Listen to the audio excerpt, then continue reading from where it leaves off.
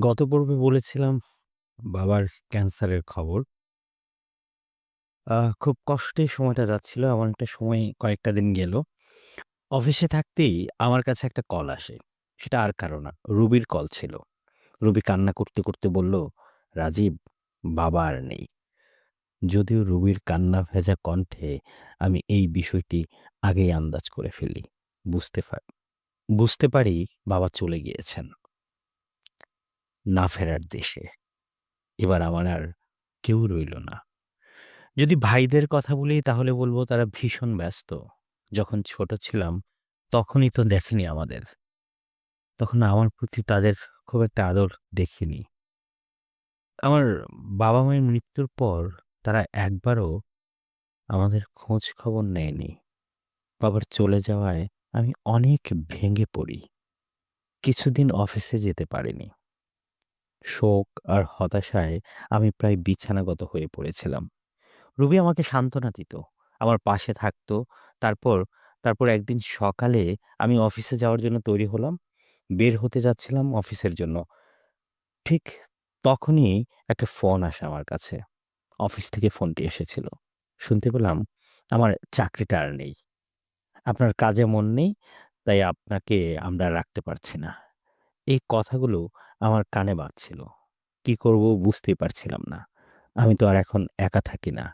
আমার উপর এখন একটি মানুষের দায়িত্ব। আমার স্ত্রী রুবি। বসে, বসে আমি ভাবছি আমার জীবনটা কেন এমন হচ্ছে? ঠিক তখনই রুবি আমাকে বলে, "কি হয়েছে? তুমি এত চুপচাপ কেন?" আমি তাকে সবকিছু খুলে বললাম। সেসব কথা শুনে সে আমার পাশে বসে আমাকে সান্ত্বনা দিতে থাকলো। আর বলল, "চিন্তা করো না। একটা না একটা পথ বের হবে নিশ্চয়ই। আমি তো আছি তোমার পাশে।" রুবির এই কথাগুলো আমাকে নতুন করে বাঁচার সাহস জোগালো। তার পরের দিনগুলো ভীষণ চিন্তায় কাটলো। কোনোভাবেই কোনো পথ পাচ্ছিলাম না খুঁজে। গ্রামের বাড়িতে বসে থাকলে তো আর চলবে না। রুবিকে নিয়ে কি করব? কিভাবে আমাদের সংসার চলবে? তারপর মাথায় এলো ঢাকা শহরের কথা। ঢাকা তো অনেক বড় শহর। সেখানে অনেক বন্ধুরা আছে, আত্মীয়স্বজন আছে। খুঁজলে হয়তো কাজ-টাজ পাওয়াও যেতে পারে। কাজের সুযোগ ওখানে বেশি। রুবিকে বললাম, "চলো আমরা ঢাকা গিয়ে কিছু একটা করার ট্রাই করি।" রুবি আমাকে বলল, "ঠিক আছে চলো। এখন তো আর বাবা-মা নেই। আমাদের তো নিজেদের জীবনটা নিজেদেরকেই দেখতে হবে।" তবে তার কণ্ঠে ছিল একটা দৃঢ়তা যা আমাকে অবাক করেছে। তারপর আমরা ঢাকা শহরে গেলাম। সেখানে যে সমস্ত আত্মীয়স্বজন ছিল ওদের বাসায় উঠার মতো ছিল না। দূর সম্পর্কের আত্মীয় বা কেউ কারো বাসায় রাখতেও চাইবে না। সেজন্য ওখানে যাইনি, কোথাও ট্রাইও করিনি। এক পরিচিতর মাধ্যমে একটা ছোট্ট বাসায় উঠলাম। দিনরাত কাজ খুঁজতে লাগলাম।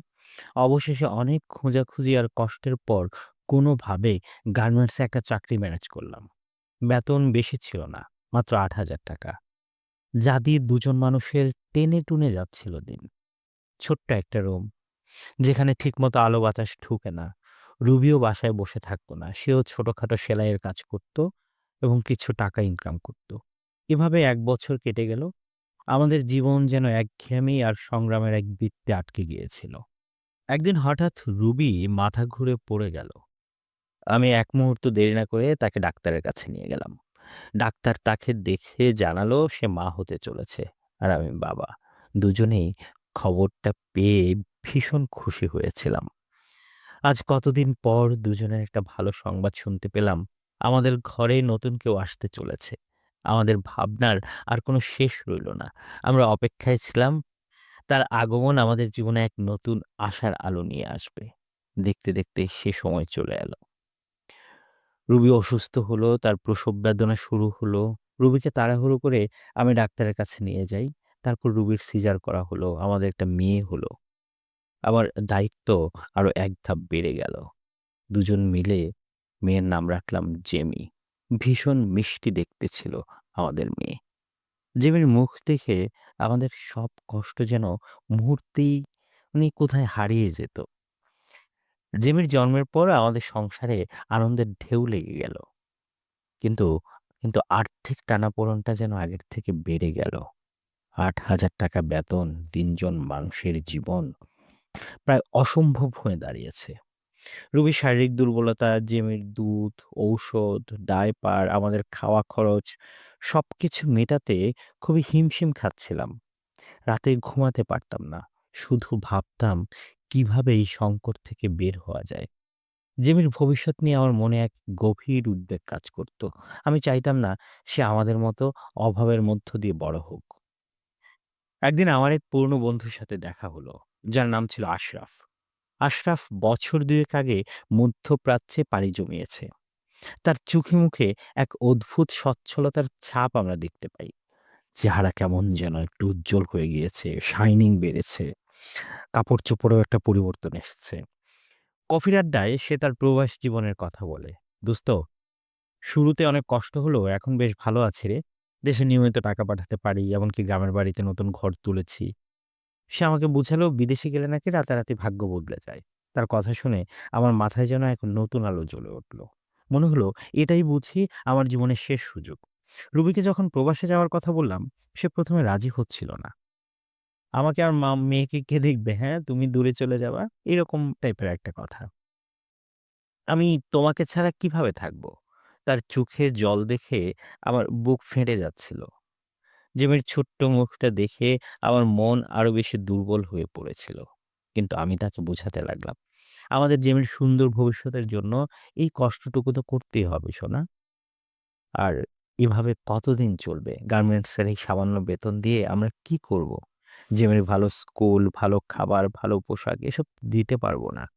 অনেক বোঝানোর পর রুবি রাজি হলো। তবে তার শর্ত ছিল একটাই, আমি যেন নিজের খেয়াল রাখি, নিয়মিত যোগাযোগ করি। সে আমাকে প্রতিজ্ঞা করালো, "তুমি ফিরে আসবে, তাই না?" আমি তাকে বুকে জড়িয়ে ধরে বললাম, "হ্যাঁ রুবি, আমি ফিরে আসবো। আমাদের সুন্দর একটা জীবন গড়ব।"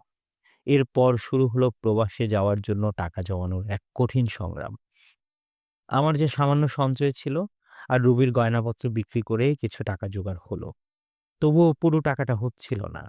আশরাফ আমাকে এক দালালের সন্ধান দিল, যে নাকি খুব কম টাকায় বিদেশে পাঠানোর ব্যবস্থা করে। কিন্তু সেই দালালও অতিরিক্ত টাকা দাবি করল। শেষমেশে গ্রামের এক পরিচিত মহাজনের কাছ থেকে চড়া সুদে ঋণ নিলাম। মহাজনকে আমার জমি বন্ধক রাখতে হলো। মনে, মনে প্রতিজ্ঞা করলাম প্রবাসে গিয়ে কঠোর পরিশ্রম করে এই ঋণ পরিশোধ করব এবং রুবি ও জেমির জন্য একটা সুন্দর ভবিষ্যৎ গড়ে তুলব। ২০১০ সাল, হ্যাঁ, ২০১০ সালের দিকের কথা। শীতের এক সকালে জেমিকে কোলে নিয়ে রুবি আমাকে বিমানবন্দরে বিদায় জানাতে এলো। জেমির নিষ্পাপ মুখ আর রুবির অশ্রুসিক্ত চোখ দেখে আমার মন কেঁপে উঠেছিল। আমার মনে হচ্ছিল আমি যেন এক অজানা অন্ধকারে ঝাঁপ দিচ্ছি। কিন্তু পিছনে ফেলে আসা প্রিয় মুখগুলো আমাকে সাহস জোগাচ্ছে। প্লেন যখন রানওয়েতে ছুটল, আমার চোখের সামনে ভেসে উঠল মা-বাবার স্মৃতি, জেমির হাসি আর রুবির দৃঢ় সমর্থন। অজানা এক ভবিষ্যতের দিকে পা বাড়ালাম, যেখানে অপেক্ষা করছিল এক নতুন সংগ্রাম, এক নতুন জীবনের শুরু। বিমানবন্দরে নামার পর থেকেই মনে হচ্ছিল আমি যেন এক অন্য জগতে এসে পড়েছি। মরুভূমির গরম বাতাস আর অচেনা মানুষের ভিড় আমাকে এক অন্যরকম অস্থিরতায় ফেলে দিল। যে দালালের মাধ্যমে এসেছি সে আমাকে নিতে আসেনি। তার বদলে অন্য একজন লোক আমাকে গাড়িতে তুলে নিয়ে গেল।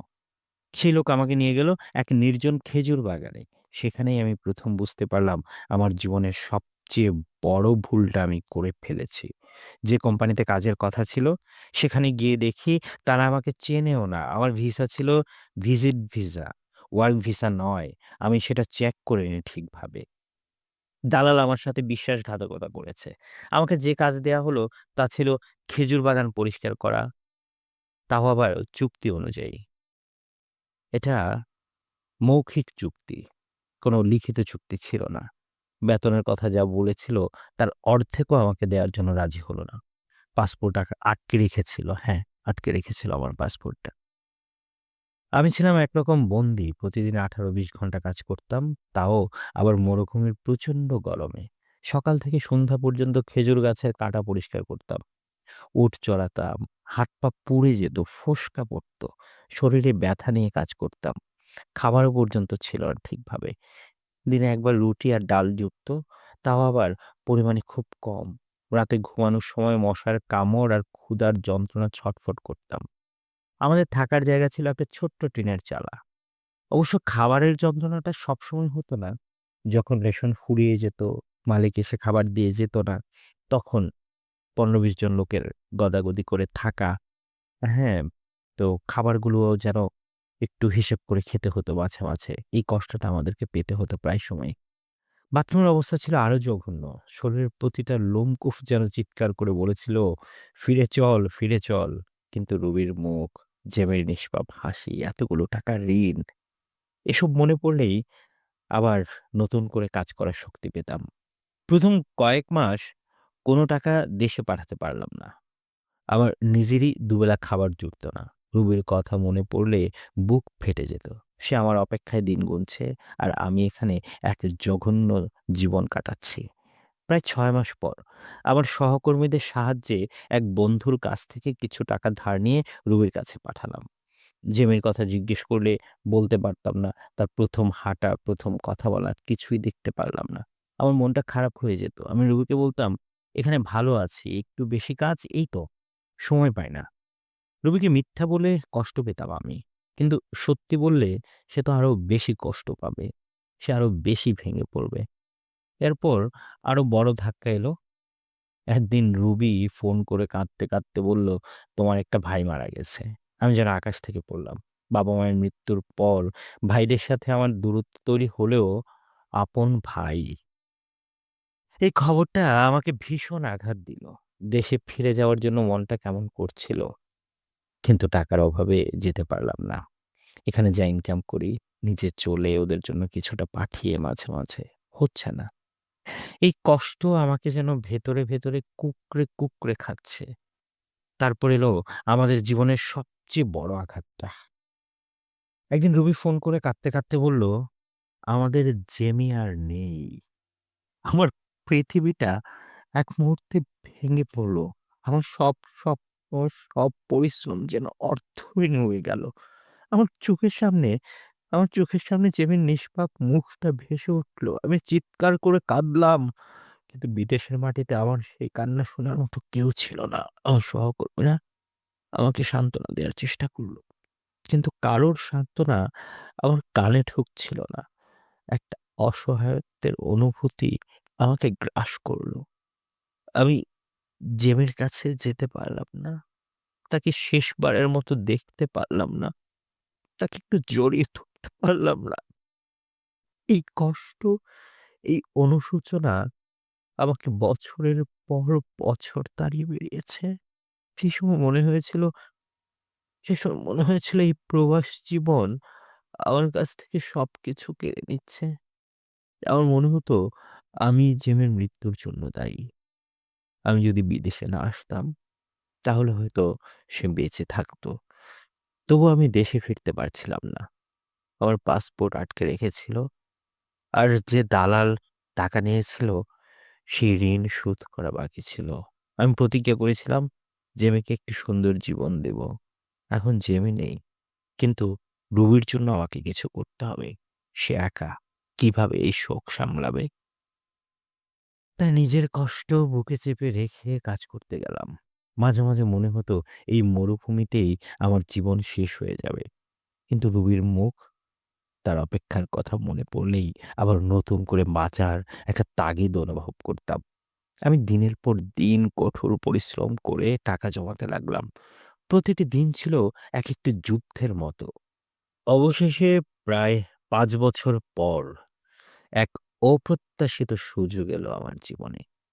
আমার মালিকের কাজ শেষ হয়ে যাওয়ায় তিনি আমাকে অন্য একটি নির্মাণ প্রকল্পের কাজ করার সুযোগ দিলেন। সেখানে কাজের পরিবেশ আগের চেয়ে অনেক ভালো ছিল এবং বেতনটাও বেশি। সেই টাকা জমিয়ে আর কিছু শুভাকাঙ্ক্ষীদের সাহায্যে আমি আমার পাসপোর্ট ফিরে পেলাম। দালালের কিছু টাকা শোধ করলাম। আমার মনে হলো এবার আমি ফিরতে পারবো। রুবির কাছে ফিরতে পারবো। আমার মনে এক নতুন আশা জন্মালো। ২০১৫ সালের শেষের দিকে অনেক স্বপ্ন আর হারানোর বেদনা নিয়ে দেশে ফিরলাম। বিমানবন্দরে নেমেই দেখলাম রুবি দাঁড়িয়ে আছে। ওর চোখে জল। কিন্তু মুখে এক দীর্ঘ প্রতীক্ষার শেষে পাওয়া স্বস্তির ছাপ। জেমিকে হারিয়ে আমরা দুজনেই যেন নীরব হয়ে গিয়েছিলাম। আমাদের বাড়িতে ফিরে এলাম। সেই চেনা গ্রাম, চেনা ঘর, কিন্তু সবই যেন অচেনা লাগছিল। বাড়ি ফিরে দেখি মহাজন এসে টাকার জন্য চাপ দিচ্ছে। প্রবাসী গিয়েও ঋণের বোঝা কমেনি, বরং বেড়েছে। সুদের হার এতটা বেশি ছিল যে আমার সামান্য সঞ্চয় দিয়ে সেই ঋণ শোধ করা কঠিন ছিল। আবার নতুন করে জীবনটা শুরু করতে হবে। কিন্তু কোথা থেকে শুরু করব? আমার কাছে একটা টাকাও নেই। আমার মনে হলো আমি আবার শূন্য থেকে শুরু করছি। হ্যাঁ, এখান থেকে ঘুরে ফেরার গল্পটা আপনাদের জানাবো আগামী পর্বে ইনশাআল্লাহ।